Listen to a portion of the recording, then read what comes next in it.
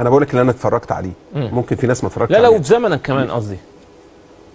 بص يعني بشوف الحمد لله انا ما فيش حد احسن مني. مفيش حد احسن مني. لا يعني لا يوجد في مصر كده لعيب انا شفته امكانياته، مش هتكلمك في الارقام بقى والانجازات وجاب 5 بطولات و10 و20 وراح كاس العالم، انا بكلمك في القدرات والامكانيات المهاريه بتاعه راس الحربه، الاسطمبه بتاعه راس الحربه دي. لا مش هتلاقي حد الحمد لله كان احسن مني. طب انا يعني ملخص الحوار ده كله عايز اعرف تاريخ كابتن احمد بلال ده كان ايه؟ يعني ايه البطولات مثلا اللي حققها؟ انجازاته الفرديه كانت ايه مثلا؟ خد البالون دور كام مره مثلا؟ هداف الدوري المصري كام مره في تاريخه مثلا من ساعه ما بدأ يلعب؟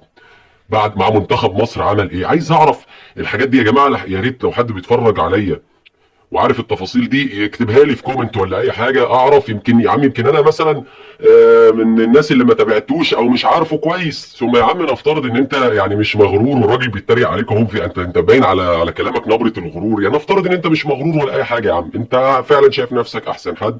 الكلام ده كله على عيننا وعلى راسنا، بس يعني محدش يزنق معاك شويه، حتى محدش يضايقك في حته المهاجم دي. يعني مفيش حد مثلا لفت انتباهك في التاريخ او في جيلك كان قريب منك؟ انت احسن واحد في كل حاجه، محدش احسن منك في اي حاجه. بس عمر بيبقى اكتر من كده وربنا بيهديه يعني. فان شاء الله باذن الله نتمنى والله ربنا يهدينا احنا كمان ويهديك. يعني ترجع بس كده ايه تنزل معانا على الارض. يعني انا عارف ان انت في حته تانية زي الشناوي كده، فتنزل معانا على الارض. هي بينها شكل الكوره والرياضه والحاجات دي بقت شغلانه اي حد. اي حد ممكن يطلع يتكلم في اي وقت في اي حاجه ويبص يطل علينا بطلته البهيه دي. والله ربنا المستعان.